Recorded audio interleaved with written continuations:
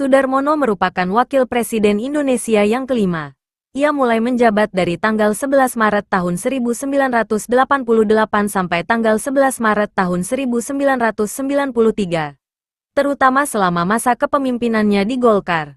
Sudarmono juga dikenal sebagai orang penting di Golkar. Ia terpilih sebagai Ketua Umum Golkar pada Munas ketiga Golkar di tahun 1988. Pada pemilu 1987, Golkar berhasil meraih kemenangan besar dengan mendapatkan 73,2% suara. Suatu pencapaian yang luar biasa di masa Orde Baru. Kemenangan ini memperkuat posisi Sudarmono, hingga membuatnya menjadi wakil presiden pada tahun 1988.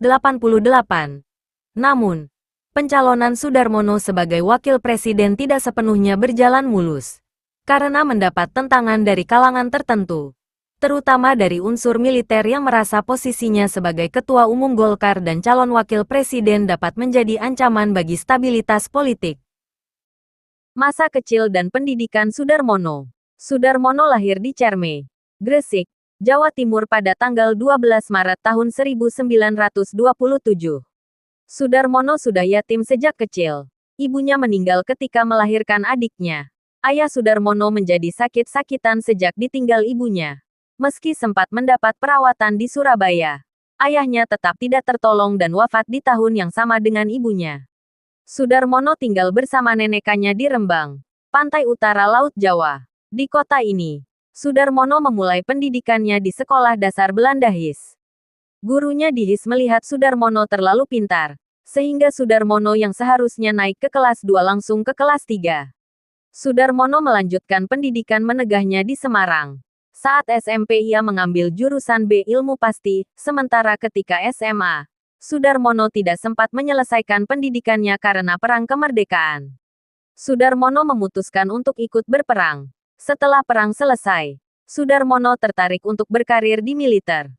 Pada tahun 1956, Sudarmono melanjutkan pendidikannya di Akademi Hukum Militer. Sudarmono melanjutkan pendidikan hukumnya di Perguruan Tinggi Hukum Militer dan berhasil mendapatkan gelar sarjana hukum pada tahun 1962.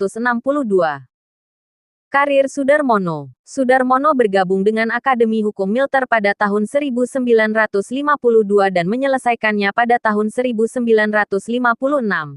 Setelah itu, Sudarmono ditugaskan di Medan, Sumatera Utara sebagai jaksa militer pada tahun-tahun 1957 sampai tahun 1961. Pada masa konfrontasi Indonesia-Malaysia, Soekarno membentuk KOTI Komando Operasi Tertinggi, yang merupakan perintah perang langsung Presiden Soekarno. Sudarmono bergabung dengan KOTI dan menjadi anggota Pusat Operasi Bersama. Pada tahun 1963, di Operasi Agung. Pada bulan Oktober tahun 1965, Soeharto diangkat menjadi Panglima Angkatan Darat dan bergabung dengan KOTI sebagai Kepala Staf. Pada masa-masa tegang sejarah Indonesia, hubungan Soeharto dan Sudarmono semakin erat. Hal ini dapat dibuktikan ketika Soeharto menerima surat perintah 11 Maret Super Semar Sudarmono yang diberi perintah untuk menyalin surat itu untuk disebarkan kepada perwira militer lainnya. Pada tanggal 12 Maret tahun 1966, Sudarmono juga ikut menulis dekret pelarangan Partai Komunis Indonesia (PKI). KOTI dibubarkan ketika Soeharto menjabat sebagai pejabat presiden. Keterampilan Sudarmono di bidang administrasi selama di KOTI menjadikannya sebagai sekretaris kabinet dan ketua Dewan Stabilitas Ekonomi pada tahun 1968. Pada tahun 1970, Sudarmono dipindahkan dari Sekretaris Kabinet menjadi Menteri Sekretaris Negara. Selain menjadi Menteri Sekretaris Negara, Sudarmono juga terkadang menggantikan menteri lain ketika mereka tidak dapat melaksanakan tugasnya. Ketua Umum Golkar. Karena keberhasilannya selama menjadi Menteri Sekretaris Negara, Sudarmono dicalonkan untuk menjadi Ketua Umum Golkar pada Musyawarah Nasional, Munas ketiga di Manggala Wanabakti, Jakarta pada Oktober tahun 1983. Sudarmono terpilih menjadi Ketua Umum Golkar dengan cara ditunjuk langsung oleh Soeharto dan didukung oleh anggota lainnya. Walau banyak yang mendukung Sudarmono menjadi Ketua Umum Golkar, tetap ada yang tidak setuju. Meski Sudarmono merupakan seorang purnawirawan berpangkat letnan jenderal, ia tidak pernah diterima sebagai anggota penuh kalangan militer. Latar belakangnya sebagai alumni Akademi Militer dan menjadi jaksa militer yang menjadi alasannya. Sudarmono tidak memiliki pengalaman tempur seperti kebanyakan pemimpin militer. Walau ada yang tidak setuju atas pengangkatannya menjadi ketua umum, karena lebih banyak yang setuju, Sudarmono tetap diangkat menjadi ketua umum Golkar pada Munas 3 Golkar 1983. Sudarmono ingin Golkar memperjuangkan terwujudnya pemerintahan yang bersih serta berwibawa. Untuk itu ia berharap agar kader-kader dan pemimpin Golkar baik di pusat maupun daerah dapat bersama-sama melaksanakannya dengan kemauan dan semangat yang tinggi. Untuk mencapai keinginannya itu, Sudarmono membuat program Tri Sukses Golkar, Sukses Konsolidasi, Sukses Repelita 4, Sukses Pemilu 1987 dan Sipsang Umum MPR 1988. Sudarmono merupakan pemimpin Golkar yang demokratik. Ia selalu memperhatikan kebutuhan kelompoknya serta mempertimbangkan tugas yang mampu dikerjakan kelompoknya. Ia juga menerima masukan pendapat dari bawahannya. Sudarmono berhasil menjalankan program Tri Sukses Golkar. Ia berhasil meraih suara 73,16% pada pemilu 1987, 9% lebih banyak dari pemilu 1982. Setahun setelah pemilu 1987, sidang umum MPR 1988 dilakukan untuk memilih presiden dan wakil presiden.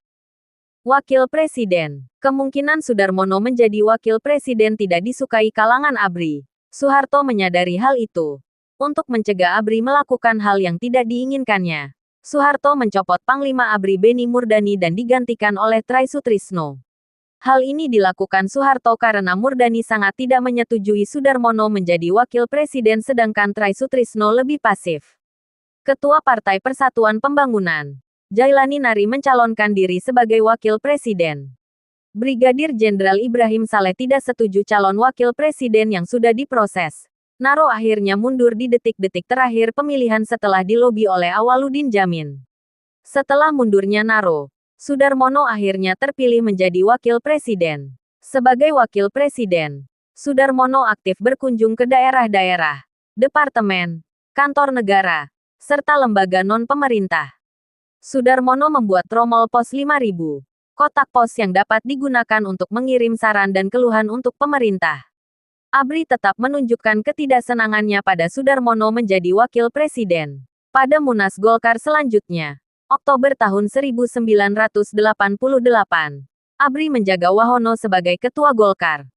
Pada Maret tahun 1993, ABRI mencalonkan Try Sutrisno sebagai wakil presiden tanpa menunggu Soeharto membuat pilihannya. Setelah wakil presiden pada malam jatuhnya Soeharto, Mei tahun 1988, Sudarmono dengan Umar Wirahadikusumah dan Try Sutrisno mendatangi Soeharto untuk membahas opsi yang memungkinkan. Sudarmono kemudian tetap mengelola 7 yayasan milik Soeharto. Wafat pada tanggal 25 Januari tahun 2006. Rabu malam sekitar pukul 19.40 waktu Indonesia Barat. Sudarmono meninggal dunia setelah menjalani perawatan di Rumah Sakit MMC, Jakarta sejak tanggal 10 Januari tahun 2006. Sudarmono dimakamkan di Taman Makam Pahlawan Kalibata. Upacara pemakaman dipimpin oleh Presiden Susilo Bambang Yudhoyono. Sudarmono meninggalkan seorang istri dan 3 orang anak. Thank you for your visit to watch videos from our channel. Don't forget to help us by like, subscribe and leave your comments about the previous video.